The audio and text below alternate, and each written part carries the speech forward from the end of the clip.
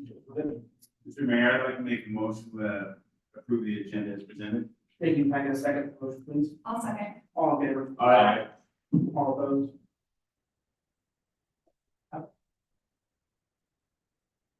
Moving on to the city manager report, Dave. Yeah, we'll turn over to Chief for semi-annual report for the police department.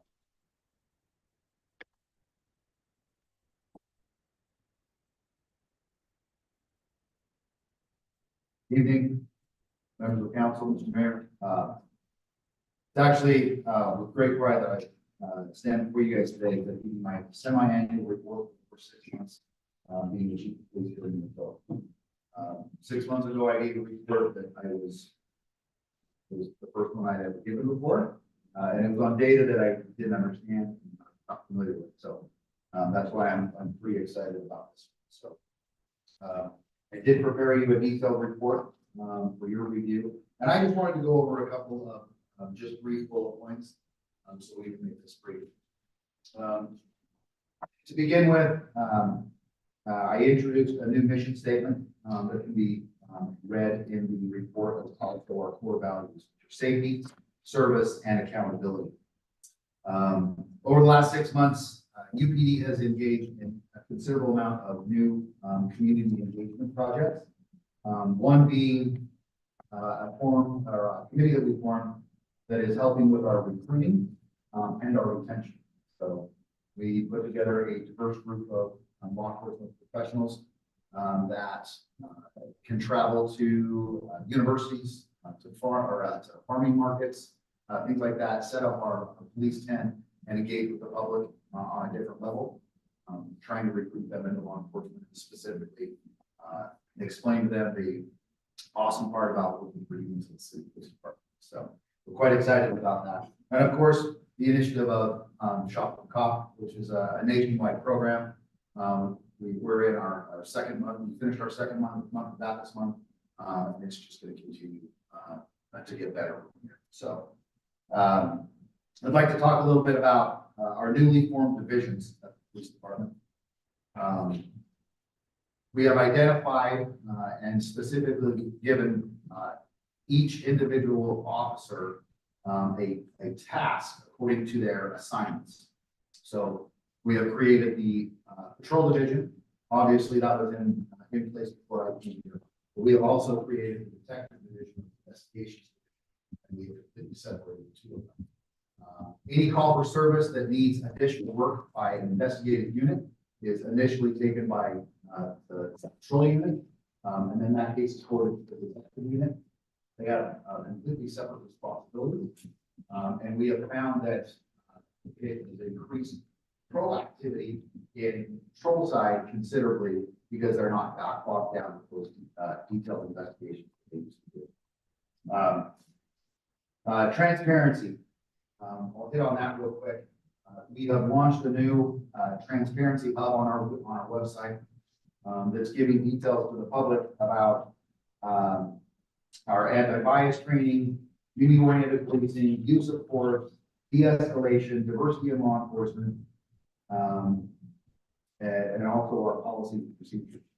So anybody in the community, anybody anywhere can go to our website, simply look at our transparency page, which is still a little bit under construction, but it is up and running, so that they can see how we do police work and why we do police work. So I'm super excited about that. Also, a new page on there is meeting the employees and the officers for UPD. You can go in there, you can see a detailed professional photo of them, and also read their bios that they wrote themselves, and get to know them a little bit better. So regarding the school resource officer, just a quick note there: 48 presentations engaging over 1,300 students in the last 6 months. That's something we're very proud for.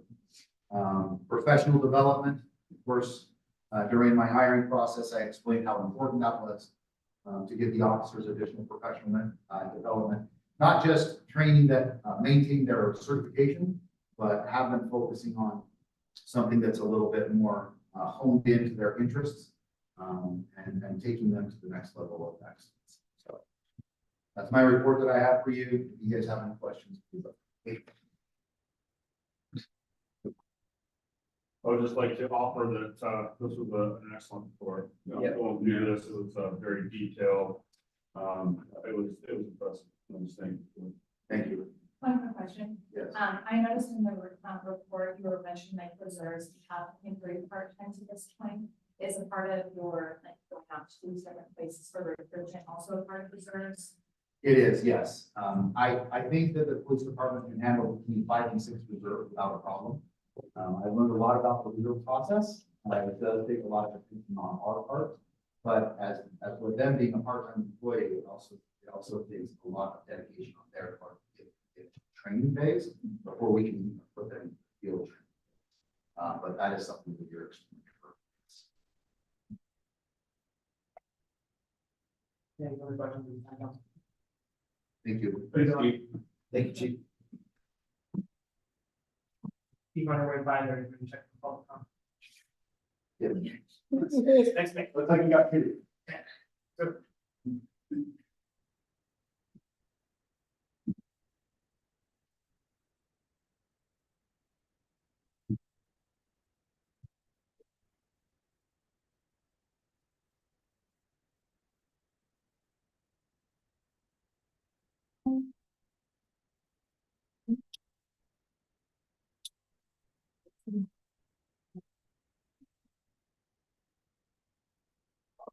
Where do you have on the side there?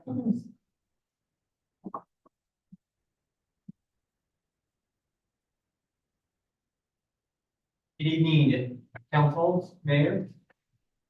Josiah Barron, Umatilla Chamber of Commerce, 100 Klein Avenue. Just have a few announcements to make about some of the upcoming events tomorrow. If you, just as a reminder, if you didn't remember, way back Wednesday at the bridge, Bistro and Brew starting at 6. If you want to enjoy some good food and live music. Then also another one of our local restaurants, Old Nick's Restaurant, just released. They now have wraps, chicken bacon ranch and buffalo chicken ranch, buffalo chicken wraps. And then also Old Nick's is doing a summer bundle raffle, a whole bunch of different summer activities, sports things, water guns and different things in a big bundle. So if you have any kids or grandkids, if you spend $20, yes, if you spend at least $20 at Old Nick's until August 1st, you'll get a ticket into that raffle for their summer basket. And also, just as a reminder, the Umatilla Parks and Rec, they're having their water palooza coming up at the end of this month on July 27th down at the marina. I know we're here at the city council, but just in case anybody else didn't know, it's for your kids or grandkids, or maybe even adults. You can have big kids there. We like water fights, right? Especially with all this hot weather. But July 27th at 1 p.m. water palooza down at the Umatilla Marina. And then I did mention to Kelly Nobles that I would say thank you to him. Last time, if you were here, he mentioned for any single stays at Noble RV Park, we'd be donating that to the chamber. And I did receive the first donation check from him from 3 customers he had that stayed for just a couple of days. So I wanted to pass that on, and that he did donate that back to the chamber like he said last month. And the last thing I had to say was something just to put on your research list. If you haven't heard about IP17, it's an initiative petition that will be on the ballot this November. I believe it's the initiative petition right now is called Oregon Rebate. It hasn't gotten its ballot measure number yet, but it would be an increase on corporate income tax, but the way they have it set up, according to the Oregon Business and Industries Association and Oregon State Chamber of Commerce, it's going to be adding a 3% gross receipts tax on each level of production. So even though they're saying they're going after big companies, small and large businesses are part of the supply chain. So that's why I say just put it on your research list to take a look. We certainly don't need another tax, putting another burden on our small businesses here. Thank you very much. Oh, for that, with IP 17, if you go to OregonBusinessIndustries.com, the association there has a great fact sheet on there. One pager has a breakdown of different things. Thank you. Thank you. Next, we've got Troy Lindstrom.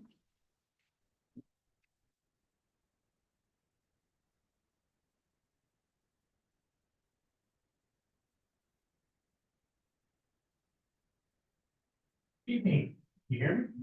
Yep. Ready to speak louder? Good evening, council members, mayor. Earlier today, I came in and spoke with city manager David. And it was about the city ordinance and how to go about getting it amended. And the ordinance that I'm referencing is the social gaming ordinance. My name is Troy Lindstrom, 401 6th Street. I manage the Lamplighter Motel. I'm the owner, operator of Baja Poker Club, located at the Quality Inn. Been here for 13 years. I'm a U.S. Army honorably discharged veteran. I have 30 years of experience in the gaming industry. Like I said, the ordinance, which is in chapter 6, that's what this is about in regard to, and the limits that were set in 1988. It's nearly 4 years old, and I would like to ask if he looked at and possibly update. Poker Club is struggling to retain players at this time. Cause of this is because the players have the option to travel to places outside the city of Umatilla. They don't care for the $20 city limit. They go elsewhere. Players travel to Pendleton, play no limit wild boards. Some players travel to the Tri-Cities where they can play in game with a $300 limit or a pot limit game. Some travel to Washington tribal casinos where they can play no limit. Mahalo Poker Club would like to have the city council review and consider amending and possibly updating the city limits. To be clear, we're not asking for a no limit game. We suggest a $300 limit as a reasonable limit. Mahalo Poker Club would love to support this community better. We recently sponsored a team and poll for the Umatilla Police Officers Association golf tournament. I have plans to host poker tournament events in the future. I want to offer a tournament for annual membership to Big River Golf Course, tickets to Farm City Pro Rodeo, tickets to Rock the Lock concert in October. In conclusion, I thank you for the time and the opportunity to bring this proposal up for consideration. Thank you so much for your time. Thank you very much. Excellent presentation, and I'll definitely be working closely with Dave to make sure it's done with the item. Definitely have further stuff on this. Appreciate it. Council, any questions? Troy? What else? Else? Yeah. That's it. Great limit. It's possible. I mean, that's what I'm asking for the council to do, is to review the ordinance was drafted in 1980. It's nearly 4 years old. I would just like for the council to look at it, possibly consider changing the limits, upping the limits. I mean, a $20 limit in 1988, $20 bill is now worth $53.10 a product. So I pay $300 a year for the license, social gaming license. My license for 5 tables. I currently only have 2 to play. And I get a good game on Thursdays, Fridays. Players go to the watermelon farm and play a no limit game that's not legal.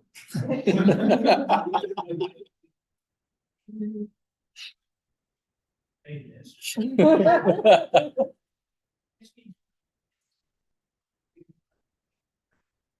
These great players, they don't care. They go there to play because they can play no limit.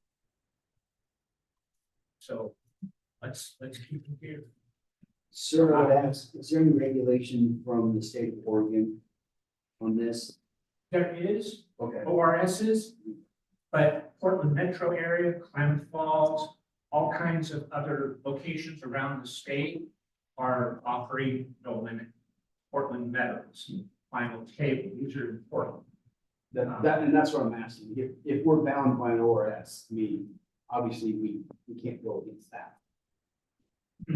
So, Okay, so in my research, Uh-huh. the Oregon State leaves it up to the city. Okay. If the city wants to draft a social gaming ordinance, they're allowed to. Umatilla has a social gaming license ordinance. That's why I choose to stay here. Because I'm legal, okay? so, I could go to Hermiston and run an illegal game. Clandestinely, is that right? That's the right word. Perfect. But I don't want to do that.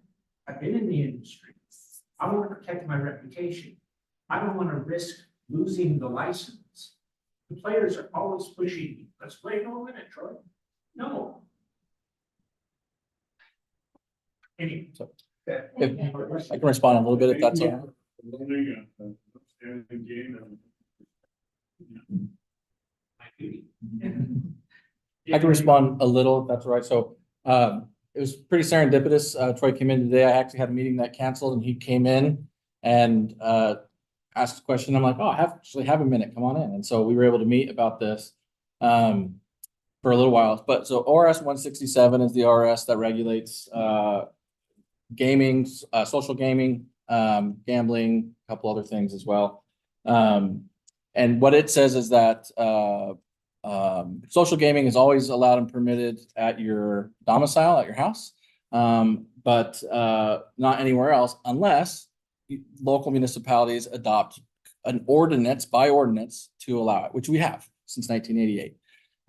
And so, and then it can be at a private business, it can be at a public place or a private place that is accessible or accommodates the public, like a grocery store or something like that. Or it lists a couple other things that are in there. And so really it says that if a local municipality wants to have this on the books, it's allowed. There is, staff needs to do a little bit more research on, there is some threshold when you cross over from social gaming into just flat gambling. And so we got to figure out where that threshold is. But $20 is nowhere near that. I don't think $50 is anywhere near that. Again, we gotta do more. I don't even want to say a dollar amount because we weren't able to find it in quick turnaround time. But there was a reference to, there's some chart out there that shows that out there. And so yeah, I talked about that. We'll do a little bit of time, but I mentioned to him that his timing is really good. This is the timing you guys might recall. Every summer is when we typically review our laws on the books and ordinances. We usually bring you house cleaning items, end of summer or early fall. And this seemed like one pretty straightforward that we can look at. It's literally just 7 lines long in your ordinance book. And so we can come back to council and bring a couple different options is where that discussion should be. Should it be $53? Should it be $100? Should it be $300? Whatever, see where that is. That's a discussion for another day. And then we can take that lead and then we can go back and update a draft if that's the desire of the council. Be happy to work with you. Yeah, great. yeah, good luck looking at that. Thank you for, taking all your work, really, very clear, and very, prepared for that, that was great. I threw it together, so you'll have to forgive me. That was a great job. Any further comments or any comments? Moving on now to the consent agenda, we have 7.1 minutes from the 18th and 7.2 the minutes for July 2nd. Council, this time we have a motion to approve both those in one. Mr. Mayor, I'd like to make a motion, we approve, consent agenda item 7.1 and 7.2. Thank you for your motion. Can I get a second? Motion, please, there's no question. Also, All in favor? Aye. All opposed? Thank you, that's out. Moving on to new business item 8.1 resolution 01. Yeah, so through the budget process, we discussed in quite length a lot of improvements that need to be made to Powerline Road. Phase 1 of those improvements that we talked about was improving power line from about 100 feet north of Jefferson to about 200 feet north of Pine Tree, and then Madison Street improvements in anticipation of the new school that's going in on South Hill. We do have a really unique opportunity to partner with the Port of Umatilla on this project. They received a $2 million allocation from House Bill 2017 that is set to be used on street improvement projects. And so the port has committed those funds to this project. We also have $400,000 that we've saved up from transfers from the county when we took over county roads, including power line. And so we'll use the port's funding, the county's funding, developer funds, and then city funds to complete the rest of that project. Those were all budgeted for. So this resolution just approves the IGA between the city and the port for use of those funds. Council, any further questions about?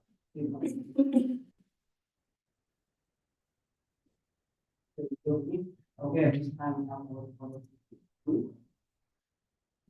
Mr. Mayor, I would, move to approve the business item 8.1, resolution 01-2025. I need a second, motion, please. I'll second. All in favor? Aye. All opposed? Ready. Yeah, the race. Okay, We're excited. That's a good thing. that's a good thing. No other public comment this time, chief? No, Mr. Mayor. Thank you. Moving on to our discussion item this evening, we have 10.1 homelessness and public spaces update. Thank you, Mayor. So you have attached a guide to persons experiencing homelessness in public spaces. It was first created by the League of Oregon Cities in June of 22. But we now have the Grants Pass v. Robinson, or maybe it's Robinson v. Grants Pass verdict from the U.S. Supreme Court that came out last month. So there's a lot of questions throughout the cities and counties in Oregon. What is this impact of the new Supreme Court ruling? We, of course, did an entire pilot project in that same 2-year period of time, June of 22 to 24, based upon Martin versus Boise.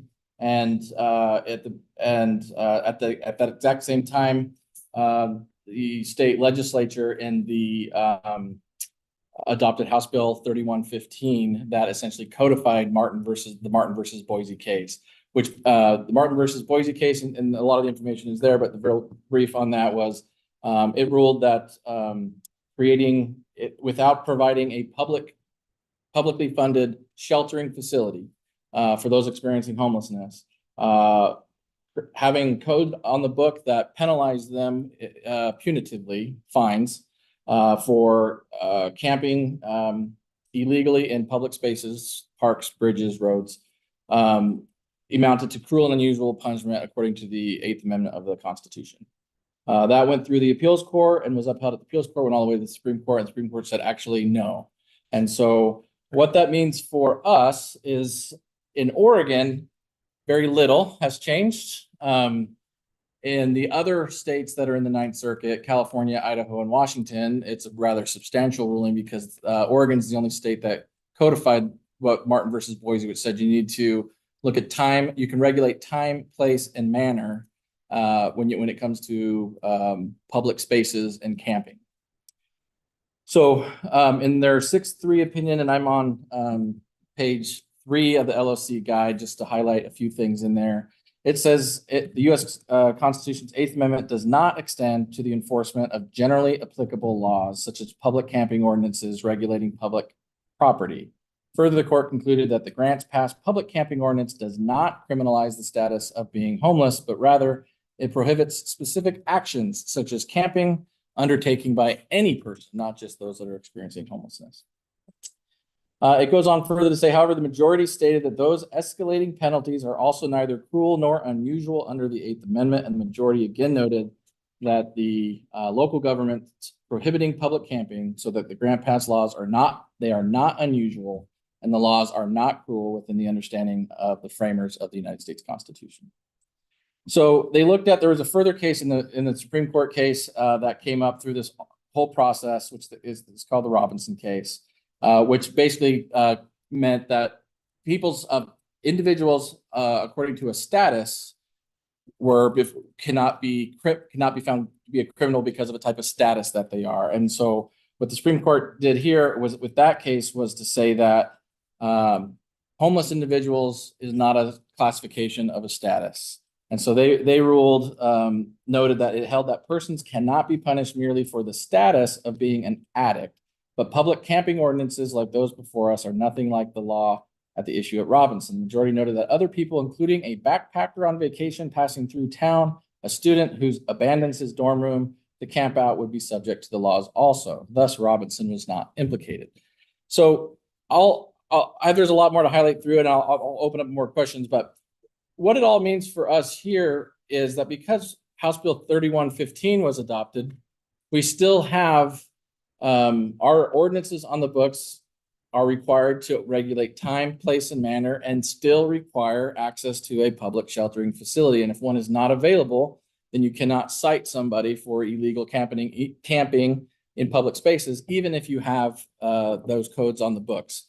Fortunately for us, we do have PATH available, and that was part of our whole process. But our homework that then comes from House Bill 3115 still is vague in a couple areas, and they mentioned this in the last paragraph on page 4 in the LOC guide, which I'll highlight there. It says the practical effects of Grant's past decision will not be significant in Oregon.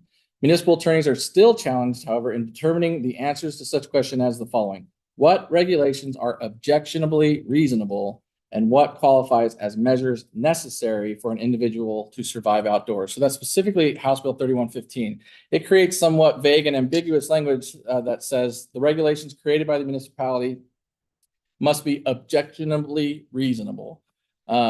That is yet to be defined, and there's been nothing that's challenged that yet in Oregon. And so we still don't have either case law or any definition as to what that might be.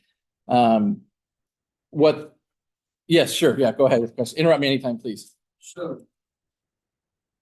Sounds like me that we put our full course, and this ruling comes back and it can wash out the House.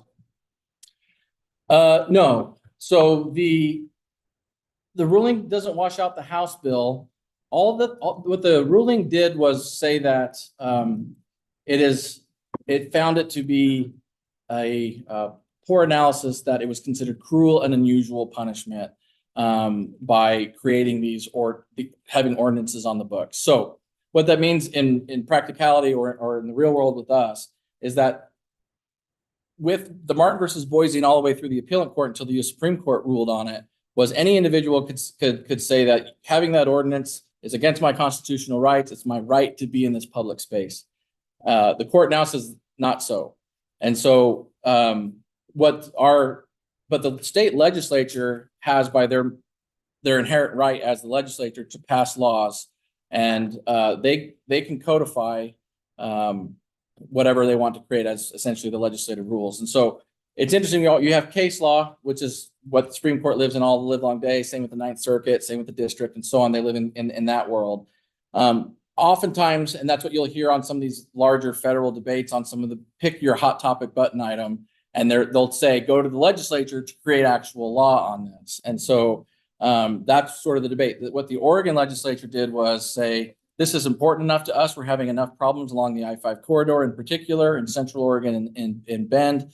And it's sort of creeping out here to the east side of the state that this is important enough. We need to codify this. So they were well within their ability to codify House Bill 3115, whether it was perhaps preemptive or, maybe a cart in front of the horse. I would say that's debatable, but I would say that it certainly was well within the right to do that. So really all it's done for us in Oregon, and specifically here in Umatilla, is really just mean that it's not a defense by any individual experiencing homelessness that they're experiencing cruel and unusual punishment because we have ordinances on the books. So in other words, they really have no leg to stand on to challenge the ordinance. Correct, especially since, so what we've done and what we have here in the ordinances that we have now and through the creation of PATH is we can regulate time, place, and manner. So we can say things like from 10 p.m. to 6 a.m. you can't be here. So parks in the past, when parks had rules that said they're open dawn to dusk, we were able to enforce and sort of shoo people out after dusk. When before 3115 was in place, before Martin versus Boise, because of Martin versus Boise, they could say, no, actually, I get to stay here because of Martin versus Boise. So 3115 actually created the ability for us to enforce the ordinances that we have, because now we can create time after 10 PM, can't do it place, not here in this park, and manner, we have a shelter you can go to and where you can move to. So we're able to walk through that process. So actually 3115, even though it may have been preemptive, actually did us a lot of solid favors by creating a way in which we can regulate this. Now it's just that definition of objectionably reasonable, which is yet to be defined, and it really won't be defined until some case shows up.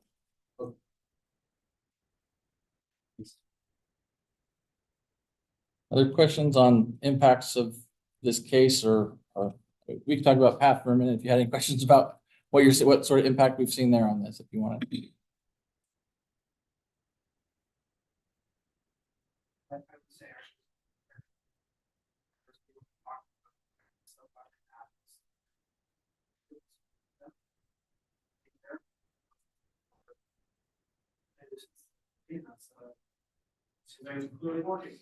Yeah, and yeah, thank you for that, Mary. Yeah, and we've had next to the marina area out there, we had some illegal camping activity on public property out there that actually did some relatively substantial damage to the land and to cultural artifacts and some other kinds of things like that that were out there. And so we have court tomorrow, is that right? Or The cleanup is tomorrow. cleanup is tomorrow. Cleanup is tomorrow. So those individuals are been moved on. They've either been cited or they're at PATH, or they've worked out some other agreement there. Cleanup is going on out there. So PATH has by far been a very effective tool for us to be able to manage homelessness in our community and be able to have something to enforce. I realize it's not on the agenda. This is an appropriate time for a little update on what things are going. I can do it as sort of a sidebar of this, just real quick, give you a 60-second update if that's all right. So PATH is going, by most metrics, it's going very well. We're still sort of on the job learning in our new facility. Simple things like putting in an oven and a range, we sort of have to rethink because we're talking about it's now a public commercial building and a Class B building. So what does that mean for fire requirements, occupancy requirements, egress requirement, all those kinds of things coming into it. And so our contractor and our residents there are kind of, we're all figuring that kind of stuff out. The ISUs, the huts, there is no real code regulation in the state of Oregon on the books for those. What it says in transient housing or transitional housing facilities is completely deferred to the local jurisdiction, the local building official. So that's Kevin. And so there's not a whole lot of these set up this way in Oregon. There's shelters and other kinds of stuff, but not these individual shelter units. And so we're learning things about what do we do when it's a couple that comes in? Can we put a trundle bed in there? And so we have 2 people in one instead of single occupancy. So these are questions that we're still trying to figure out and answer and navigate. And Chief's been, Grant's been very helpful with us. With that, we have to have sometimes the hard conversations about making decisions out there that are according to policy, not according to our heart, because everybody has a very genuine, heart-touching story, whether it was their fault or of their own, or because of a byproduct of circumstance, doesn't really matter. So we're trying to keep things safe out there. But they're having, on average, it's about 13 people a night, every night that are in there. We have 32 beds in the shelter, in the overnight facility. And so we're at about a little less than half, I should say. And then the ISUs, we have 21 ISUs. And I think right now we have 7 of those in our transitional housing program. So we'll meet as a PATH advisory board, I believe next week, and then you'll get a more full update at your next council meeting. When we get that information, can you show us the trends over time? Sure. Absolutely. You bet. Moving on to the mayor's. This one's a little long one, so there are a lot to say. This evening, I not forget to honor and mark the sadness of those by gunmen in intent for life from Trump and after violence. There was no place in exercise. I've also with the Trump and his family, and also the retired Fire Chief Corey Coppercone, the man who dedicated his life to service of others. He was tragically killed on crossfire, one of the ones who was injured. In the face of such violence, it is crucial that we reaffirm our commitment to the principles that unite us as Americans. Chief among these is our right to freedom of speech and open exchange of ideas. They define our democracy and makes our nation stronger. Disagreements and differences of opinion are not signs of weakness, but rather a foundation of our progress. They challenge us to think critically, to empathize with others, and seek a common ground. Therefore, I urge each and every one of us to listen with the intent to understand and hear, not just to defend or respond. Let us ask questions, seek answers, and take time to truly get to know one another before making assumptions. We must learn to attack ideas that never defeat. A disagreement should never involve the personal attack. Rather, it should be an opportunity for dialogue, understanding, and growth. Human Hill has always prided himself coming in a community that supports all people, regardless of background. Tonight, I call on all of us to be a model for the nation, a community where all communities are valued, where all individuals can freely express their beliefs and values without fear, prejudice, or violence. Therefore, before I end my message, I would like to observe a moment of silence in honor of the chief. Comfort Carroll and support the healing of former President Donald Trump, the victims of the senseless violence.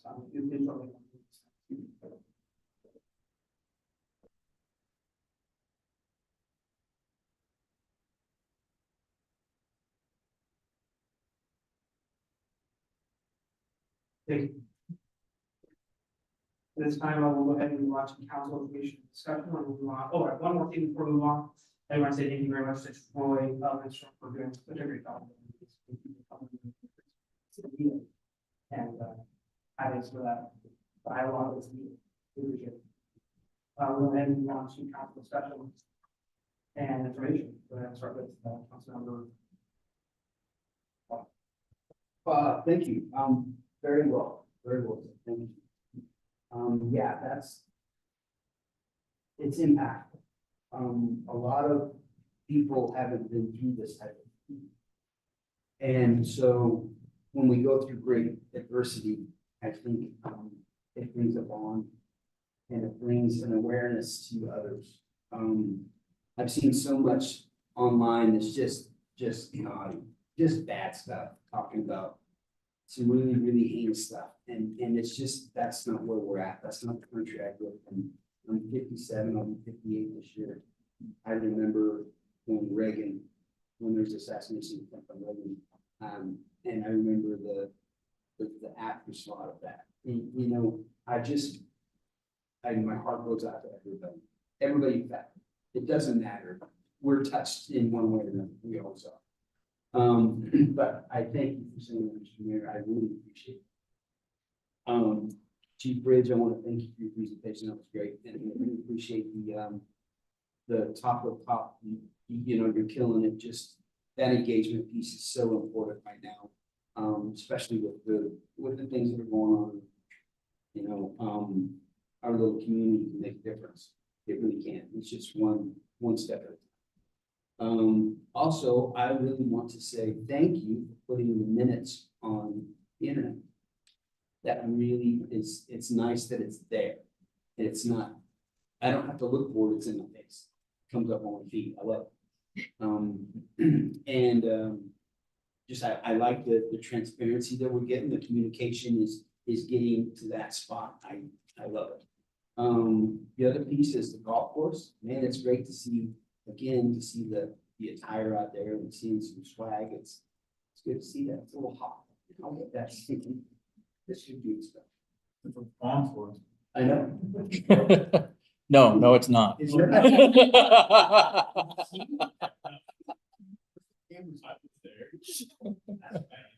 Yeah.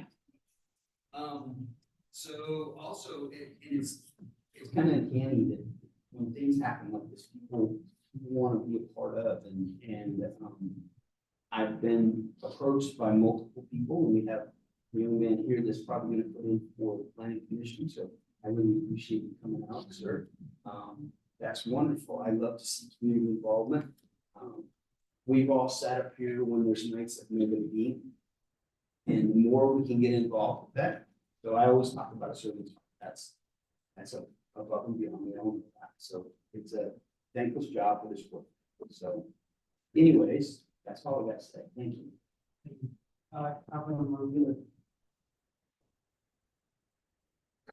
To kind of talk very similar to what we were talking about, communication transparency, I just want to give a shout out to Jess. I feel like you're doing a phenomenal job. I mean, I know that's why we hired you, but like, I feel like you're really going above and beyond what I was expecting. And even so much to the point of the city newsletter, the summer one, I love that it had pictures, the aerial footage of like what you guys did with the streets. I feel like it really does help people visualize and see the improvements that we are doing in the city. I know we stand up or sit up here and approve a lot of things, look at a lot of numbers, look at a lot of text. It is really cool to actually see some of this in its work, but more importantly, to make sure that it's for people to get their hands on it in a better way. I also like that it was clickable, it was a PDF that was easy for people like, who I'm interested in this, I want to see a little bit further. And that you had a little bit of everything. So it was so much of what I wasn't expecting, but to have all the different activities, even so much as like budget and projects, I really want you for that. Thank you. That I know that this has been a goal, and I'm pretty sure every city forum that I've sat in, there's always citizens saying like, we need more communication, we need more authenticity. And I feel like I've seen such strides with us making improvements on that the last few years. And so I'm just really thankful for all the city, but also Thank you. I'm a visual person because I used to be a teacher, and so that's all teaching right there. Engagement. Well, I agree with all the stuff you guys said, but I also want to add, thanks for the cup of coffee there, Chief. It was really cool to go down there and talk to your officers and stuff, and kind of see the person behind the badge, you know, so it's really cool, and I appreciate it. I'd like to see it go further to, you know, the ice cream shop you mentioned. I mean, I kind of excited, right? I thought we decided on beef with the chief. Steak? Well, yeah, I mean, I'm good at being cheap, but see, I thought another one, It's like full ice cream, you know, with the ice. Full ice. But anyway, yeah, thank you very much. You're And, you can take it away. Okay, thank you.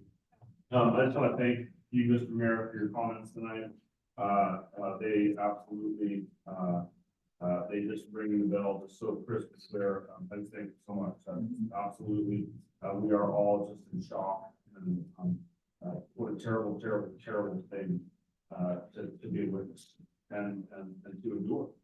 And so there's been a lot of great comments.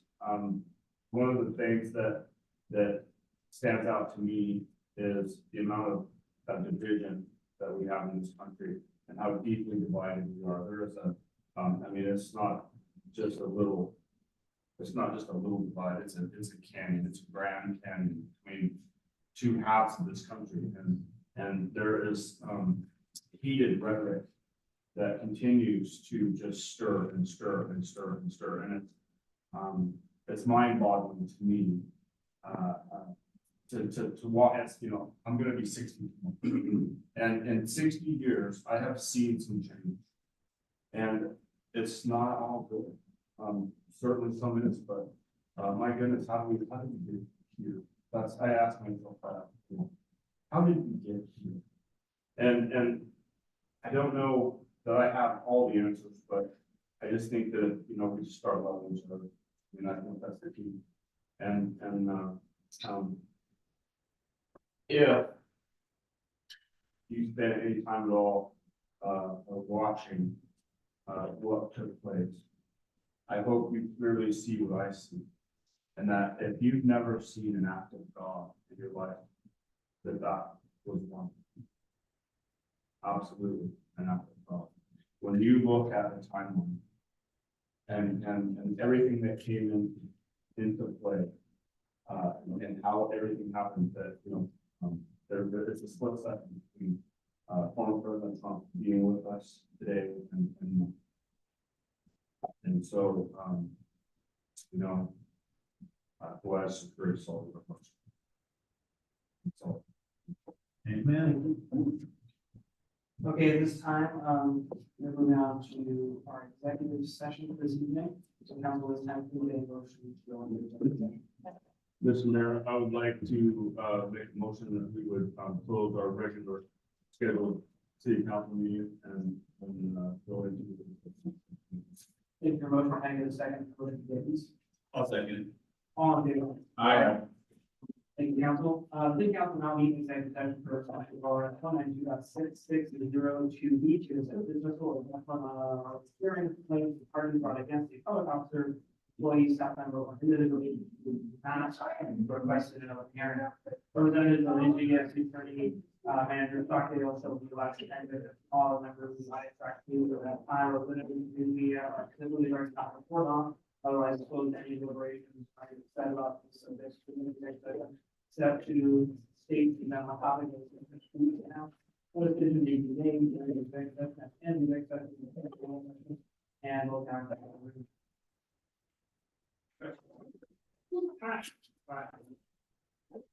You're gonna do the Zoom swap here. Okay, so attorneys, please go to the email that I sent you that had executive session link on it, double click on it and open that up. We'll be joining you there, okay? Thank you. I do not have that link. This is Damie Kim. I emailed it to you about 50 minutes ago. I wonder if it's I don't know, people have been trying to send me Zoom links all day and for some reason they're not going through. So I've got to figure that out. May I give you another email address that might come through? Of course, give me one moment, please. Okay.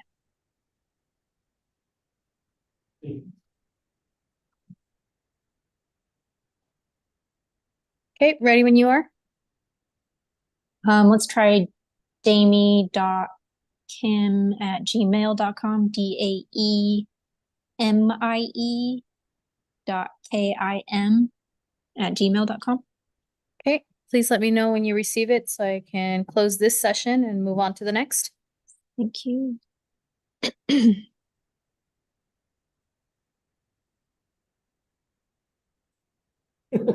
We won't.